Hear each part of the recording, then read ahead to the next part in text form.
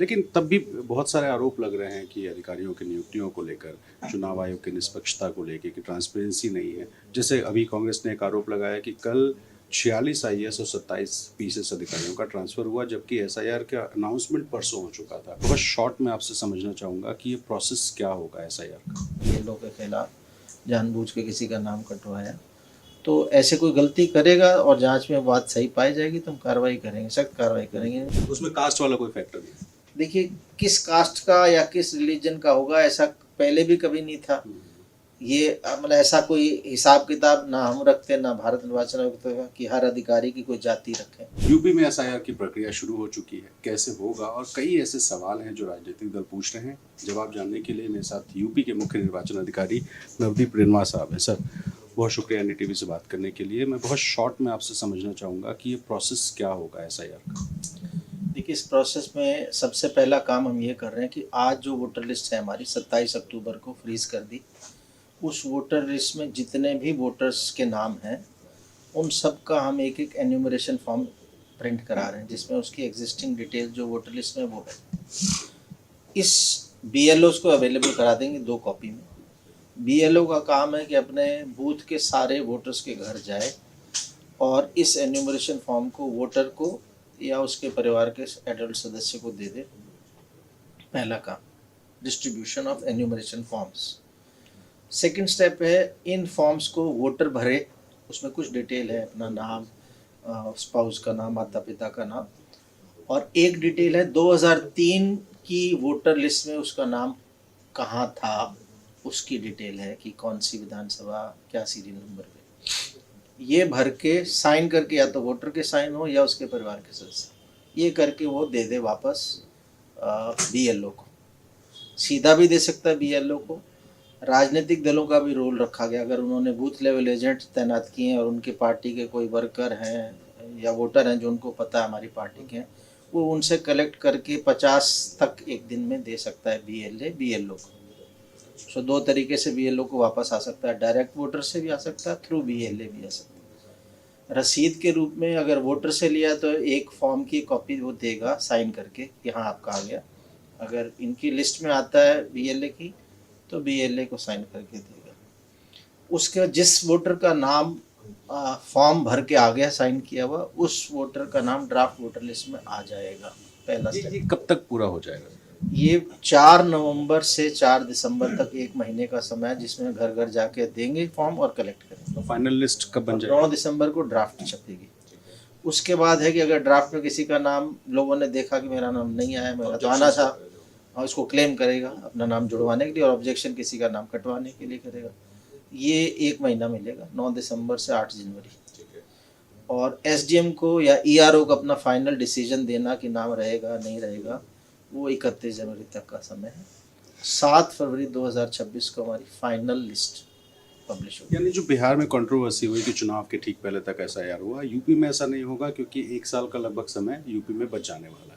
लेकिन तब भी बहुत सारे आरोप लग रहे हैं कि अधिकारियों की नियुक्तियों को लेकर, चुनाव आयोग की निष्पक्षता को लेकर कि ट्रांसपेरेंसी नहीं है। जैसे अभी कांग्रेस ने एक आरोप लगाया कि कल 46 आईएएस और 27 पीसीएस अधिकारियों का ट्रांसफर हुआ, जबकि एसआईआर का अनाउंसमेंट परसों हो चुका था। तो इस एसआईआर के अनाउंसमेंट के बाद इस तरह से बल्क में ट्रांसफर्स को लेकर एक ऑब्जेक्शन कांग्रेस की तरफ से उठा। देखिए, यहाँ ट्रांसफर्स पे रोक कल से नहीं था। ये उत्तर प्रदेश में एमएलसी के इलेक्शन अगले साल होने हैं, ग्रेजुएट कॉन्स्टिट्यूंसी और टीचर्स।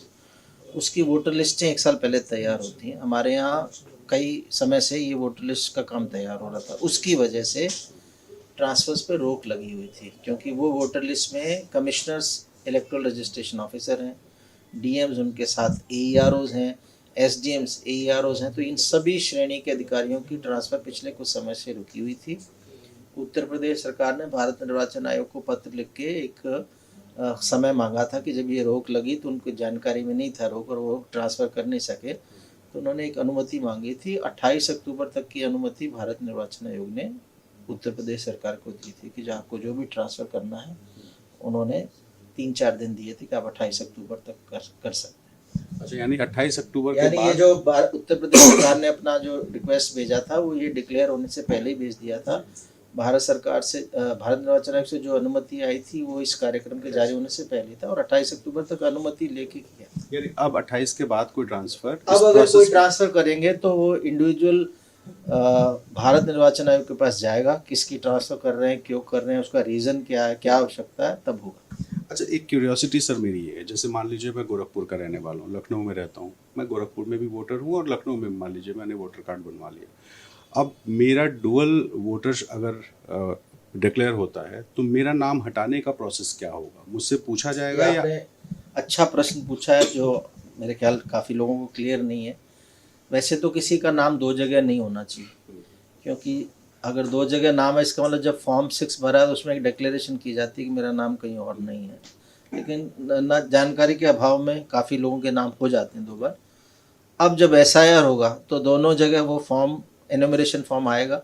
अगर किसी के दो जगह या एक ही जगह दो बन गए तो उसे केवल एक पे ही साइन करके देना है, क्योंकि अगर वो दोनों पे साइन करके देगा उसके अंदर डिक्लेरेशन है कि मेरा एक ही नाम है, एक ही जगह कर रहा हूँ, और अगर कोई उल्लंघन करता है तो सज़ा भी हो सकती है। वो एक तरह से पीनल ऑफेंस है। मेरे फैमिली वाले मान लीजिए गोरखपुर में भर दें और मैं यहाँ लखनऊ में भर दूँ तो ये इसीलिए ये जिम्मेवारी वोटर की है और वोटर के परिवार की है कि केवल एक जगह अपना वोटर करें। अच्छा, ये जो एलिगेशंस हैं कि BLOs जानबूझकर नाम काट देते हैं, समाजवादी पार्टी ने तो बाकायदा चिट्ठी लिखी है, तो ये जो BLOs के ऊपर आरोप लग रहा है, इस आरोप को ख़त्म करने या अपने आप को सही साबित करने के लिए आयोग क्या कर रहा है?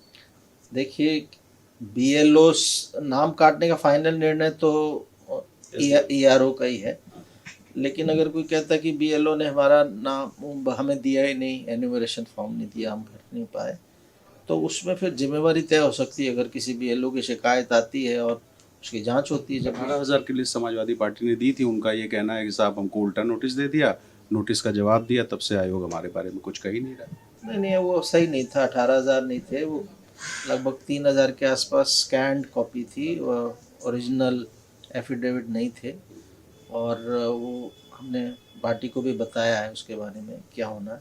लेकिन जहाँ तक आपने कहा कि BLO नाम काट देते हैं, नाम काटने का एक्चुअल रिस्पॉन्सिबिलिटी तो ERO का है, काटना जोड़ना। और अगर कोई संभावना रह सकती है कि किसी ने जानबूझ के दुर्भावनापूर्ण कुछ गलत काम किया हो तो हम कार्रवाई करते हैं। हमने जैसे पिछले दिनों में एक ज़िले में एक FIR भी हुई एक BLO के खिलाफ, जानबूझ के किसी का नाम कटवाया। तो ऐसे कोई गलती करेगा और जांच में बात सही पाई जाएगी तो हम कार्रवाई करेंगे, सख्त कार्रवाई करेंगे। इनफैक्ट इलेक्शनों में हमारे कुछ अधिकारियों की रहती है, कार्रवाई होती है। लेकिन लोकसभा का अनुभव हमारा ठीक रहा था, हमारे यहाँ कोई ऐसी दिक्कत आई नहीं थी। मैं केवल एक जगह में रीपोल कराया था और वहाँ के 4 ऑफिसर्स के खिलाफ कार्रवाई की थी। तो अगर कोई कार्रवाई अगर गलत काम करेगा तो कार्रवाई होगी, जांच होती है हर चीज़ की, और उसको चेक करने के लिए हमने रिक्वेस्ट किया कि BLA अगर आप तैनात कर देंगे तो बूथ लेवल पे नज़र रहेगी पार्टी की भी, बजाय कि राज्य स्तर पे सारा काम होने के बाद कोई शिकायत करे। उन्होंने प्रहरी बना ही दिया है। तो हम तो चाहते हैं हर बूथ पे हर राजनीतिक दल का एक आदमी BLA बने। अच्छा, आपने खुद पॉलिटिकल पार्टी से? हमने आज रिक्वेस्ट की है, जिला लेवल पे जिला निर्वाचन अधिकारी भी कर रहे हैं, विधानसभा पे ERO भी कर रहे हैं कि आप लोग हर बूथ पे अपना एक आदमी तैनात कर दें। एक आखिरी सवाल, समाजवादी पार्टी ये भी कह रही है कि बहुत सारे BLO जो मुस्लिम थे या यादव थे उनको जानबूझकर BLO से हटा दिया और जाति देख करके नियुक्तियां कर दी। क्या सरकार में BLO इस आधार पे हो, इसको लेके भी कोई निर्देश आपके आयोग की तरफ से जाते हैं? देखिए, अच्छा प्रश्न आप पूछा कि BLO कौन बन सकता है। ये आयोग के एक निर्देश हैं, उन्होंने कैटेगरी की हैं कि पहला प्रेफरेंस देना है सरकारी रेगुलर एम्प्लॉइज़, वो नहीं है तो फिर कॉन्ट्रैक्चुअल पे, वो नहीं है तो फिर एक और तीसरा कैटेगरी रखा है।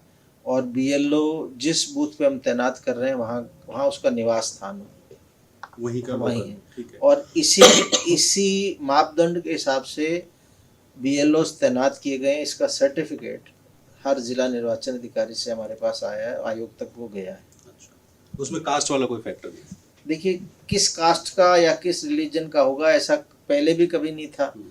ये मतलब ऐसा कोई हिसाब किताब ना हम रखते ना भारत निर्वाचन आयोग कि हर अधिकारी की कोई जाति रखें। ऐसा एक सवाल मेरे जहन में और आ गया अचानक, उत्तर प्रदेश का कोई एक वोटर है, वो दिल्ली या मुंबई या UP से बाहर किसी भी राज्य में अगर वोटर है तो फिर डुप्लीकेसी कैसे खत्म होगी? देखिए, वो डुप्लीकेसी, ये जिम्मेवारी उसी की होगी। अगर मान लीजिए वो यहाँ भी फॉर्म भर के दे देता है तो वो दिल्ली में भी और जाके उसमें, तो वो एक तरह से ऑफेंस कर रहा है अपनी responsibility, and he will be liable to be punished. जब अगर पकड़ा जाएगा तो, क्योंकि वो एक डिक्लेरेशन दे रहा है कि मेरा कहीं और वोट नहीं। तो अगर आप उत्तर प्रदेश में हैं और आप एक से ज़्यादा जगह वोटर हैं तो खुद ही सचेत हो जाइए, नहीं तो सज़ा भी हो सकती है। फिलहाल SIR की प्रक्रिया शुरू हो गई है, फरवरी तक खत्म हो जाएगी और तब भी 1 साल का समय बचेगा। यानी अगर कोई विवाद, राजनीतिक विवाद होता भी है तो चुनाव आयोग के पास इतना समय है कि इस विवाद को खत्म कर ले यूपी विधानसभा चुनाव से पहले। लखनऊ से कैमरा पर्सन राज गुप्ता के साथ रणवीर, NDTV इंडिया।